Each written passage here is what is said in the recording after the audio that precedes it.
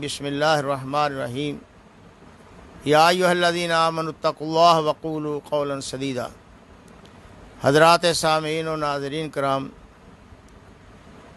چند دنوں سے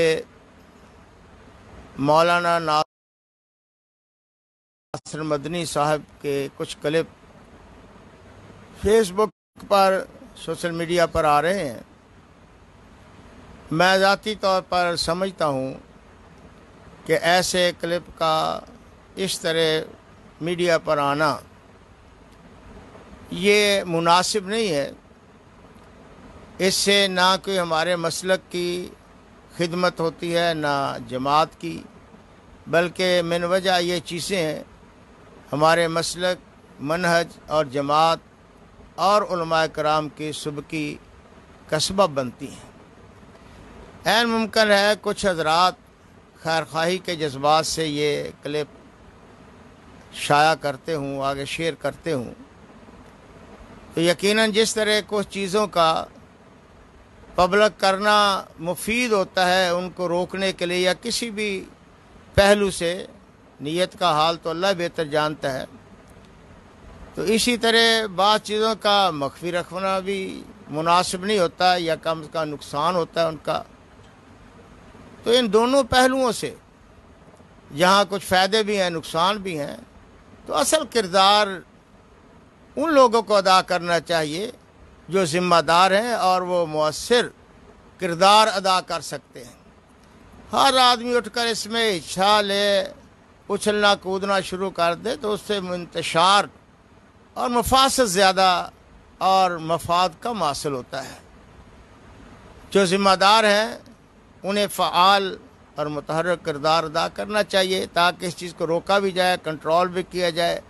اور ہمارے جو سٹیج یا علماء کا وقار ہے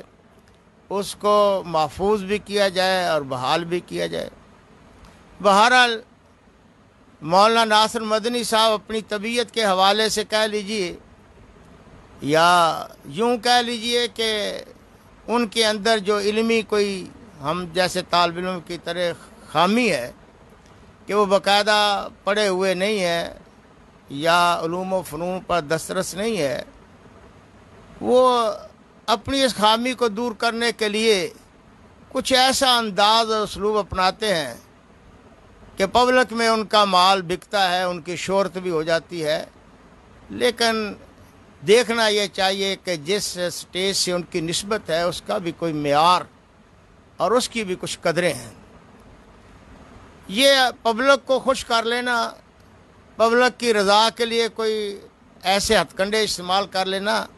یہ کوئی دین کی خدمت نہیں ہے جہاں علمی پہلو سے نقصان ہوتا۔ اس سے پہلے بھی انہوں نے بخاری شریف اور مسلم شریف صحیحین کے متعلق بڑے ہی نامناسب الفاظ استعمال کیے ہیں، اور ایسے الفاظ کی توقع کم از کم کسی اہل حدیث شخص، عالم یا اس پلیٹ فارم سے نہیں رکھی جا سکتی۔ منکرین حدیث ہوں، ملحد ہوں، منحرف قسم کے لوگ ہوں، متجددین ہوں، وہ تو مذاق اڑاتے ہیں، صحیحین کا مذاق اڑاتے ہیں، حدیث کا مذاق اڑاتے ہیں۔ کسی اسلوب سے بھی ہمیں اس بات سے گریز کرنا چاہیے اور صحیحین کا جو مقام اور احترام ہے اس کو بلند کرنا چاہیے، عام کرنا چاہیے۔ امام شاہ ولی اللہ رحمۃ اللہ علیہ نے تو لکھا ہے کہ جو شخص صحیحین کے احترام کو ٹھیس پہنچاتا ہے، توہین اور استہزاء کا انداز اپناتا ہے، وہ تو سبیل المومنین سے منحرف ہے۔ تو حال ہی میں انہوں نے مزید ایک شگوفہ چھوڑا ہے۔ مدارس جو ہمارے دینی مدارس ہیں، جو علم و عمل کی نرسریاں ہیں، ان کا بڑا ہی بھونڈے انداز میں مذاق اڑایا ہے، تحقیر کی ہے، استہزاء کیا ہے، ان فیکٹریوں سے تشبیہ دی ہے۔ ٹھیک ہے، مولانا صاحب کی اگر کمزوری ہے، وہ یہاں نہیں پڑھ سکے، انہیں یہ سعادت نہیں مل سکی،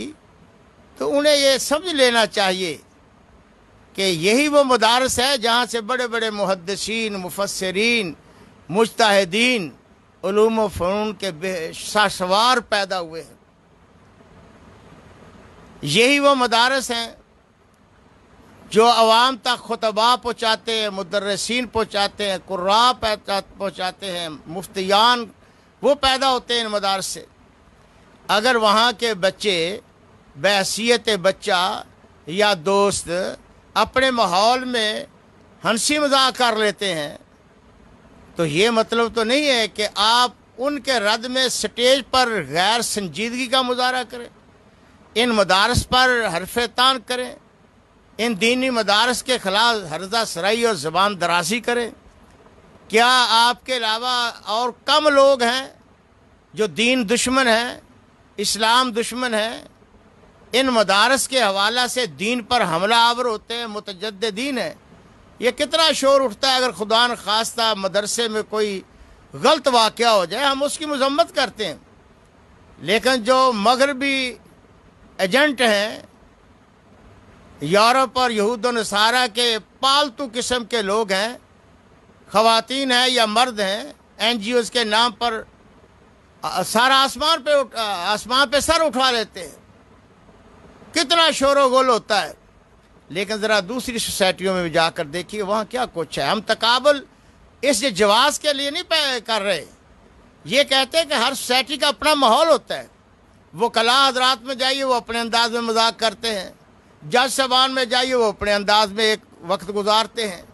پھر یہ بھی سوچنا چاہیے کہ ایک عمر ہے، بچپن کی ہے، وہ اگر کوئی ہنسی مذاق کرتے تو آپ انہیں دعوت دیتے، وہاں کیوں نہیں کرتے؟